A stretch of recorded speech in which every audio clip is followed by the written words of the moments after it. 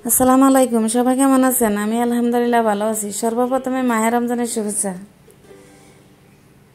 তো আমি চলে এসেছি আরেকটা ভিডিও নিয়ে। আমি আজকে তৈরি করে দেখাবো মসুর ডাল আর আলু দিয়ে পাকোড়া তৈরি। আমি একটা কাঁচা আলু আর একটা সিদ্ধ আলু নিয়েছি, দুটোই আমি একসাথে গ্রেটার করে নিচ্ছি। সিদ্ধ আলু আর কাঁচা আলু দিলে খেতেও ভালো লাগে এবং পাকোড়াগুলো খুবই মচমচে হয়। আমার গ্রেটার করা হয়ে গেছে, তুলে নিচ্ছি মিক্সিং বলে। দিয়ে দিচ্ছি ডাল,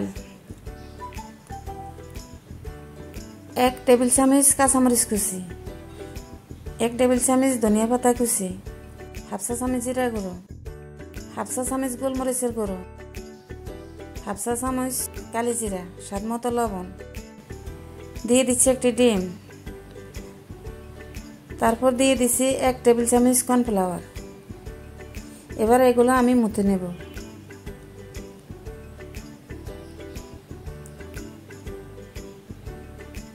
বেশি মোটা যাবে না, না হয় পানি ছেড়ে দিতে পারে।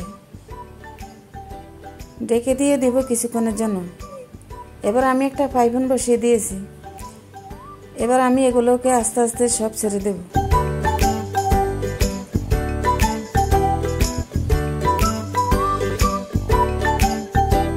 চুলার আঁচটা মিডিয়াম থাকবে, বাড়ানো যাবে না, না হয় ভিতরে কাঁচা থেকে যেতে পারে।